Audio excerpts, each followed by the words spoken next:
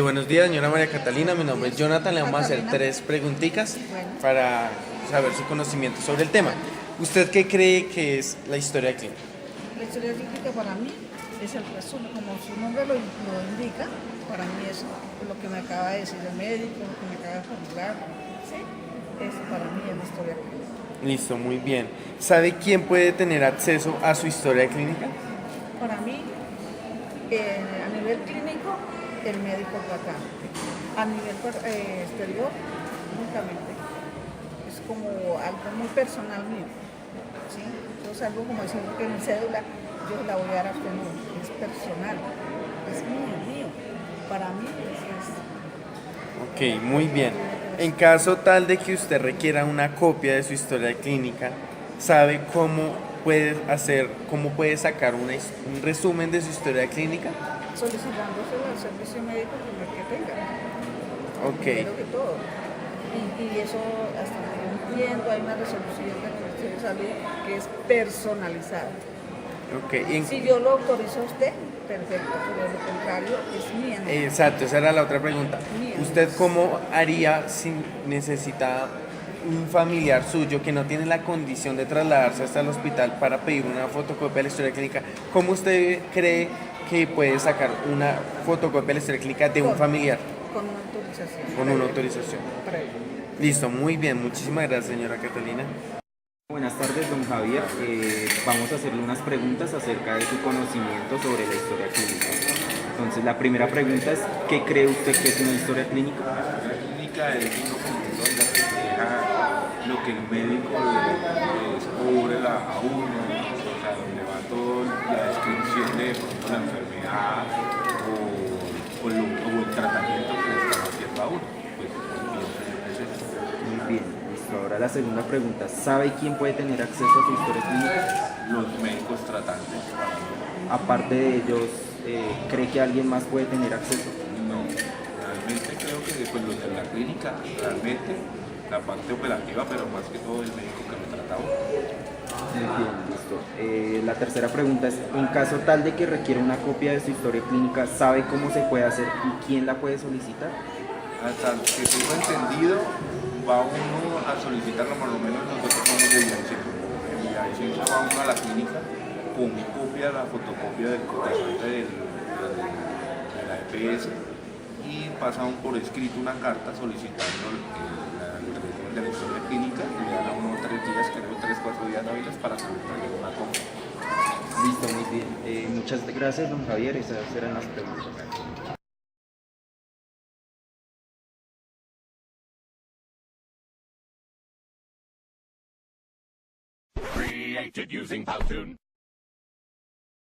Respecto de la primera pregunta de qué es la historia clínica, podemos decir que es un documento confidencial, es un documento sistemático, ordenado, en el cual se hace un ejercicio clínico para poder, a partir de unos síntomas, unos signos, unos antecedentes y unas características de la persona, poder llegar a hipótesis diagnósticas y de acuerdo a ello poder solicitar exámenes comprobatorios de las hipótesis y proponer una terapéutica, bien sea en el ejercicio de oficina de consultorio o bien sea en el ejercicio hospitalario.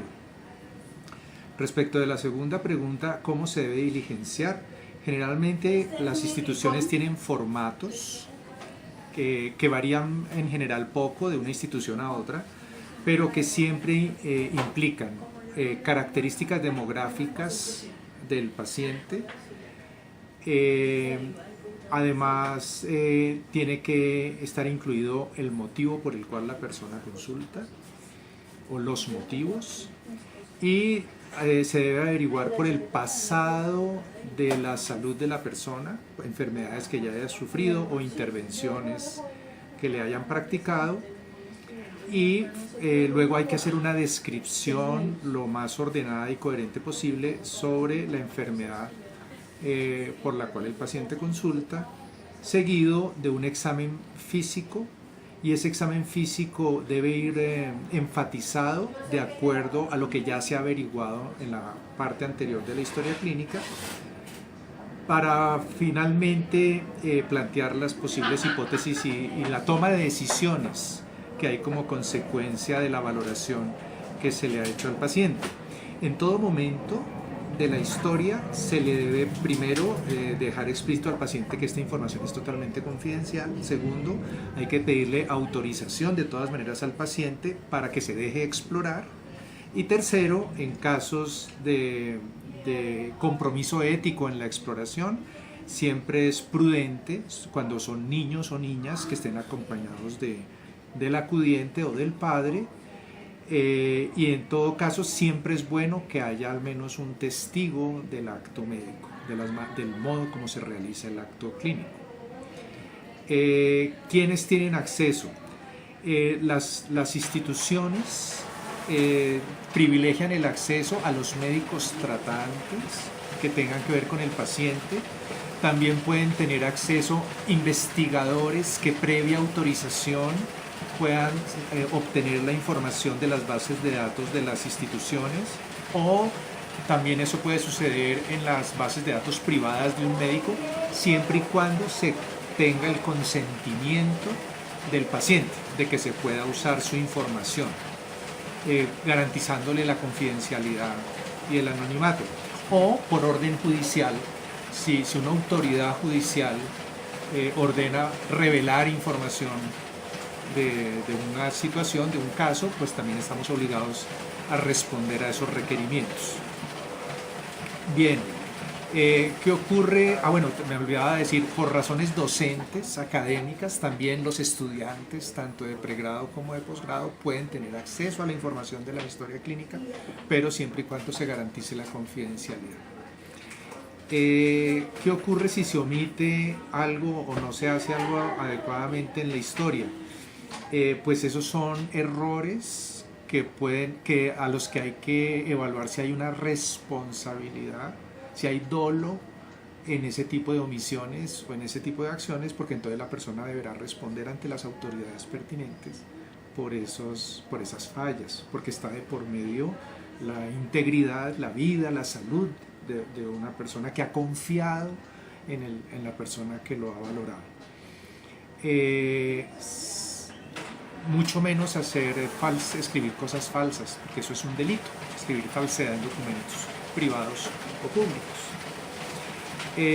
Las sanciones a quienes revelan la historia, pues eso va desde sanciones éticas hasta demandas civiles o penales, dependiendo si incurrió en un delito, debido a la falta de confidencialidad o faltar al compromiso de confidencialidad. Digamos que siempre está la falta ética. Ya si además de la falta de ética eso tiene repercusiones civiles o penales, ya son los jueces los que determinan eso. Si puede